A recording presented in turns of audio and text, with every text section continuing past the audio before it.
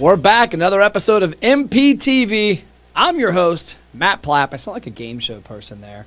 And I've got the small town Floyd girl, Teresa Martin, on the show. What's up?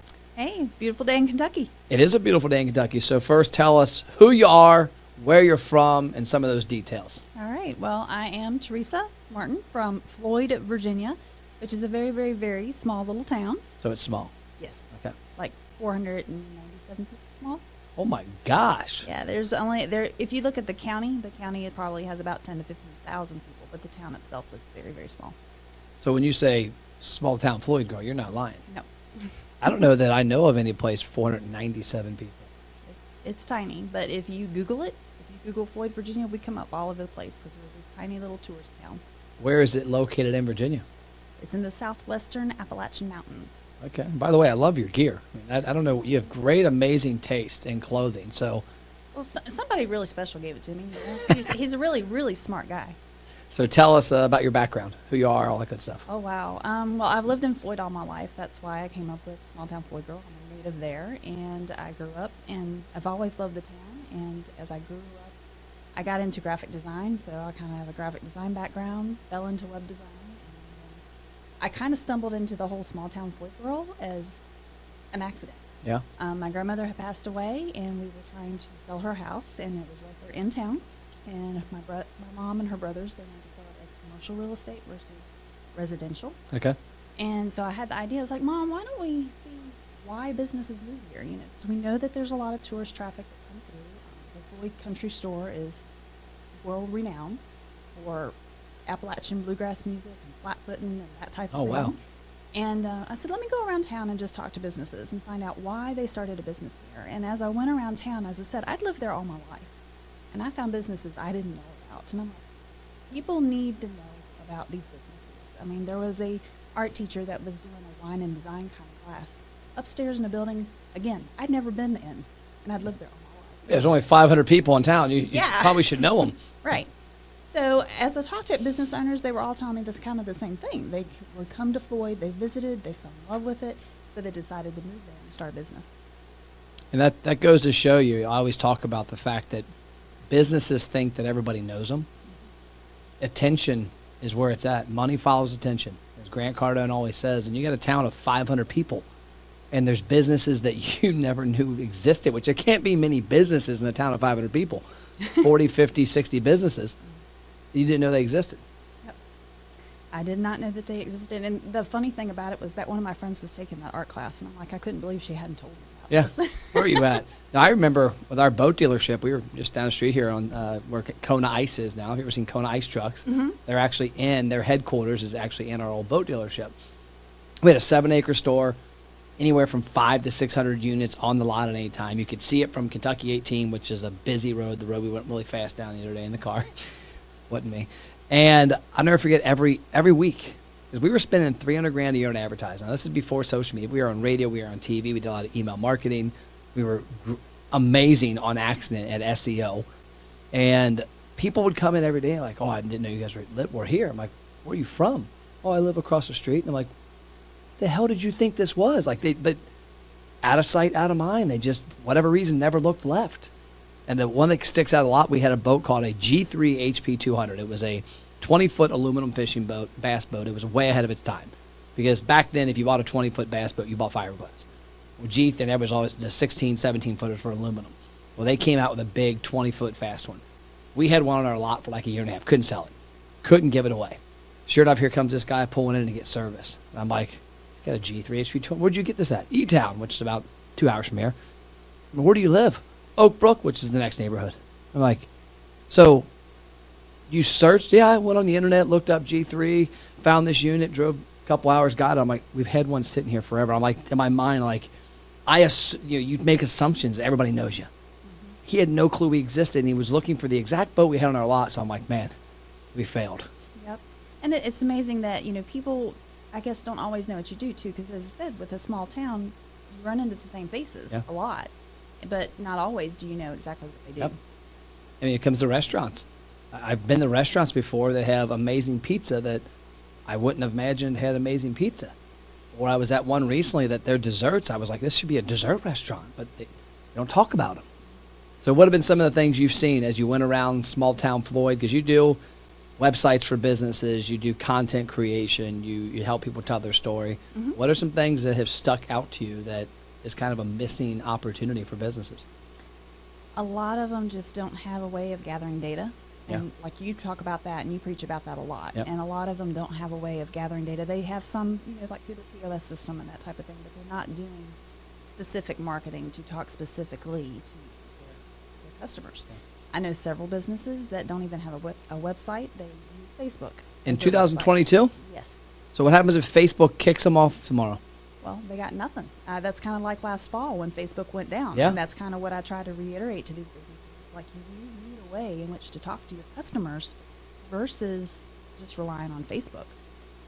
I can't say I've run across many businesses in 2022 that don't have a website. That's amazing. I mean, I run across some, as we see, about 25% don't have a mobile friendly site, and that kind of makes me scratch my head because, I mean, majority of people, you see it, the business calls I have, I bet 60% of them, the people are on a phone, on Zoom or Google Meets. They're not on a laptop. They're on a phone. Yeah. And so, like, for instance, with me being small town Florida girl, I'm all about helping small businesses and helping local businesses. Yeah. And so I've also gotten involved with a group called NRV Homegrown. And NRV Homegrown supports nothing but local businesses. So there's probably 400 to 500 businesses that are registered with their program. And What is NRV? New River Valley. Sorry. Hold on. Is Not that a- where, wasn't there a guy, Andrew, NRV Eats, or Yes. that's the Yes. same area? That is the same area. Andrew lives over in Blacksburg, which is about 20 minutes from me. Well, that's a small world. When Yeah. you said NRV, I was thinking, how do I know what NRV is? I Yes. remember he had a little food blogger page. Yeah, he was running the Facebook page NRV Eats. Okay. So NRV stands for New River Valley. We have the New River, which is the only river that runs backwards, runs north versus south. And that's the really good whitewater rafting one, right? Depending on where you go. Because I think there's a picture somewhere of my dad and my brother whitewater rafting in the New River. Yeah, it depends on where you go. There's different rapids in different places. The New River also goes to, is it West Virginia with the Gorge Bridge? That's Yeah. where they went. Okay, I interrupted. So back to NRV. Sorry. Sorry. So NRV Homegrown is basically an organization supporting local businesses. Okay. And the way that it works is that a business signs on to join the membership area. It doesn't cost them anything except we have to make an offer. We have to make an offer to anyone that carries a card. And what they offer when you go in and show the card, then you can get a free drink or 10% off or that type of thing. And as I've gone through those businesses, like I said, there are 400 or 500 of them, and a lot of them are just using Facebook as their website. That's amazing. That cracks me up. Is Yeah. The one thing I always preach is that you've got to own assets and data, especially if you're a small business that maybe sells in 3, 4, 5 years, and somebody comes in to buy your business and you don't have a website or you don't have established web traffic, web presence, you don't have the SEO of that, you don't have an email or text list. That's crazy. Well, I had just redone a website for Due South Barbecue over in Christiansburg, Virginia, and they had their site to go down. And like the owner, she called me up. She said, "Can you build me a website? Mine's down. I need it up right away." So I built it overnight, essentially. Oh, wow. Went What in- platform do you build on typically? I build on WordPress. Okay. And so I went in, and actually, she's kind of moved out of, I guess, ownership. She leaves all of the management up to her manager. She's got Okay. trusted managers. So I met with her manager the other day, and he was actually, they also do catering. And so he was looking for ways in which he could talk more about the catering, and he was doing a bridal show and setting up down there. And I said, well, how do you collect information? Well, we're going to be there. We're going to be giving out samples. I said, how are you collecting information? Like, if you have 10 people come up to you all of a sudden and you can't talk to all 10 at one time, how do they get back in touch with you? I said, why don't we do a QR code so that they can scan it with their phone, opens up a form, and they can immediately submit a form to you. He said, that's a good idea. And when they submit that form, you can redirect them to the website. Yes. And thank you for submitting your form. By the way, here's who we are. And he's already got some bookings off of that, so That's that worked. awesome. Yeah. And that's, big thing too, as you know, with the web. I'm amazed at the number of restaurants I come across, and even small businesses that don't use the different Google pixels or Facebook pixels to retarget. I was explaining to a restaurant recently that catering, and they had catering, they have an events page because they do weddings, and they had the events space, and then they had weddings page. And I said, who's coming to the wedding page? The mother-in-law, the bride, the mom. I didn't go to a wedding page on a website when we got married. They even had websites back then. No, I'm just kidding. But if somebody's going to that page, they're there for a specific reason. It's probably a decision that's going to happen in the next 7 to 14 days. So it would behoove you to have that pixel on there, which is literally just a snippet of code that goes in the header. 100%. And when somebody visits that page, you can hit them with an Instagram or a Facebook ad or a YouTube ad the next day or instantly that says, Hey, you looking for catering? looking for a place for your wedding? We'd love to host you. Here's what brides have said about our facility. Okay, break time. Restaurant owners, you're watching MPTV, so you're obviously interested in increasing your sales and profits. But what if I told you you could eliminate the hope and pray out of your marketing? You could spend money and actually see results. You know, most marketing starts with attention, like a billboard.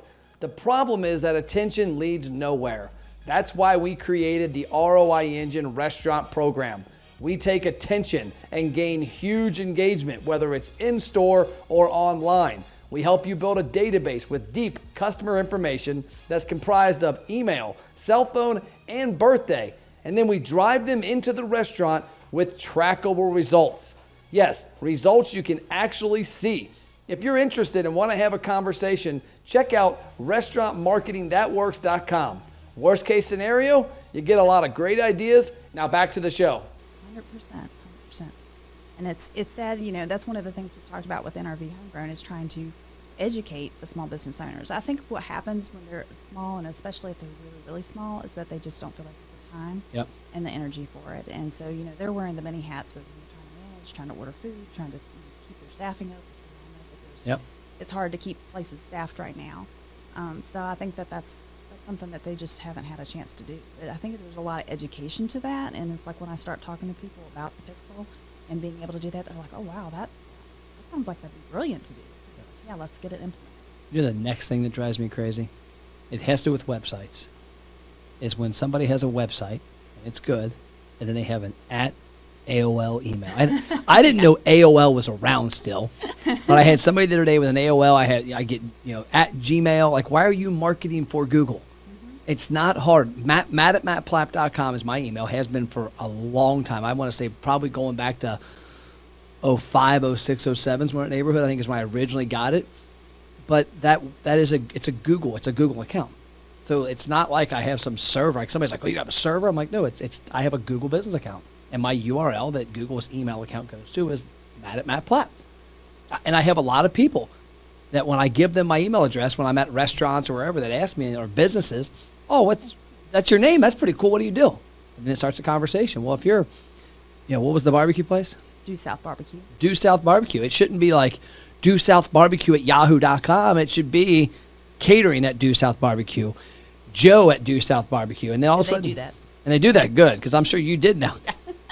So do you see that a lot?